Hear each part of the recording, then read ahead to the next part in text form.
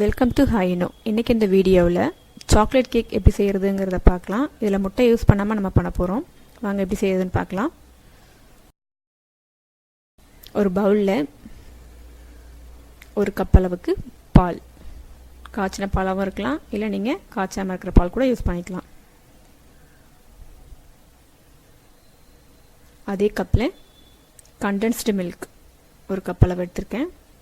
Condense milk use பண்ணணுன்ற அவசியம் இல்லை, நீங்கள் அதுக்கு பதில் சுகரே ஆட் பண்ணிக்கலாம். இதில் பார்த்தீங்கன்னா 50 கிராம் அளவுக்கு சுகர். நீங்கள் கண்டென்ஸ் மில்க் யூஸ் பண்ணல அப்படின்னா 100 கிராம் அளவுக்கு எடுத்துக்கோங்க.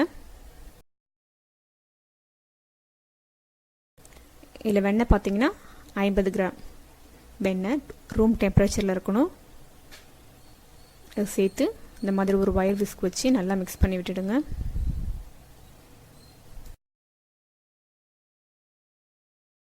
மிக்ஸ் பண்ணதுக்கப்புறமா ஒரு டீஸ்பூன் அளவுக்கு வெனிலா எசன்ஸ் ஃப்ளேவருக்காக ஆட் பண்ணிக்கிறோம்.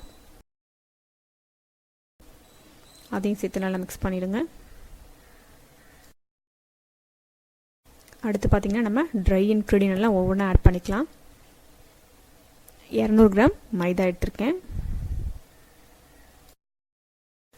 அதோட 50 கிராம் அளவுக்கு கொக்கோ பவுடர், 1 டீஸ்பூன் அளவு பேக்கிங் பவுடர்,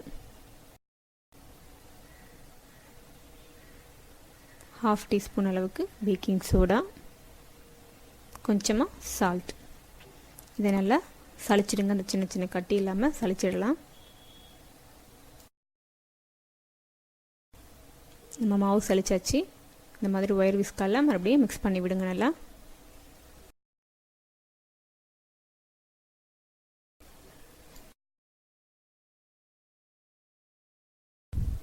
மிக்ஸ் பண்ணதுக்கப்புறமா பாருங்கள், மாவு கொஞ்சம் கெட்டியாக இருக்குது. அதனால் நான் கொஞ்சம் கொஞ்சமாக பால் ஆட் பண்ணி நம்மளோட அந்த கேக் மாவு பதத்துக்கு கொண்டு வரணும். ஒரே டைமில் சேர்க்காதீங்க, கொஞ்சம் கொஞ்சமாக சேர்த்துக்கோங்க.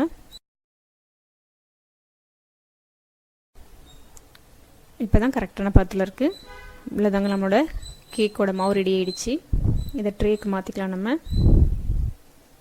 நம்ம அந்த கேக் ட்ரேயில் கீழே ஒரு பட்டர் ஷீட் ஒன்று போட்டிருக்கேன். அது இல்லைனாலும் பரவாயில்ல, நீங்கள் நார்மலாக பட்டர் தடவிட்டு அந்த மாவு எடுத்து ஊற்றிக்கலாம். நான் பட்டர் ஷீட் போட்டுட்டு அதுக்கு மேலே வெண்ணெய் சேர்த்து நல்லா எல்லா இடத்துலையும் ஸ்ப்ரெட் பண்ணி விட்டுக்கிறேன். வெண்ணெய் தடவியாச்சு. இப்போது நம்ம மிக்ஸ் பண்ணி வச்சுருக்க அந்த மாவை அந்த கேக் பேனில் ஊற்றிடுங்க.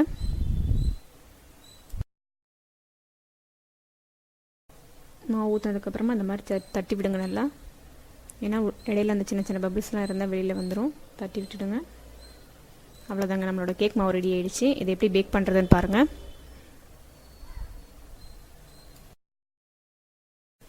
இந்த கேக் பார்த்திங்கன்னா நம்ம இந்த மாதிரி கடாயிலேயே நம்ம பண்ணிக்கலாம். குக்கர் தேவையில்லை, அவனும் தேவையில்லை. இந்த மாதிரி ஒரு கடாய் ஒன்று ஹீட் பண்ணிக்கோங்க. நடுவில் இந்த ஸ்டாண்ட் ஒன்று வச்சுட்டு மூடி போட்டு ஒரு 10 மினிட்ஸ்க்கு லோ ஃப்ளேமில் வச்சு ப்ரீ ஹீட் பண்ணிக்கோங்க. இப்போ ஹீட் ஆகிடுச்சு. இதில் நம்ம அந்த கேக் மாவு ஊற்றி வச்சு அந்த ட்ரேவை எடுத்து அந்த ஸ்டாண்டு மேலே வச்சுருங்க.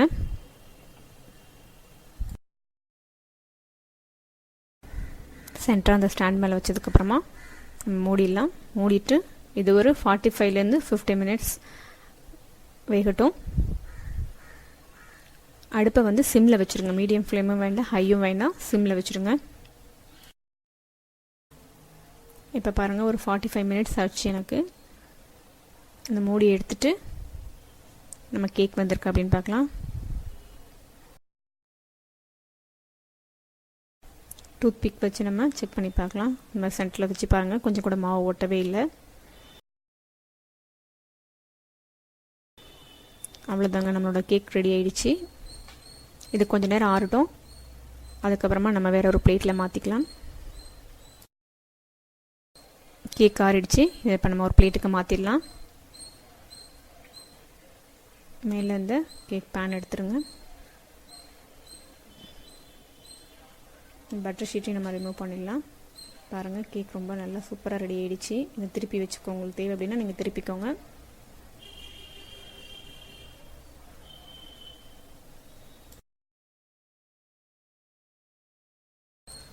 நம்மளோட எக்லெஸ் சாக்லேட் கேக் ரெடி ஆகிடுச்சு. இதை கட் பண்ணி காட்டுறேன், எவ்வளோ சாஃப்டாக வந்திருக்கு அப்படின்னு பாருங்கள்.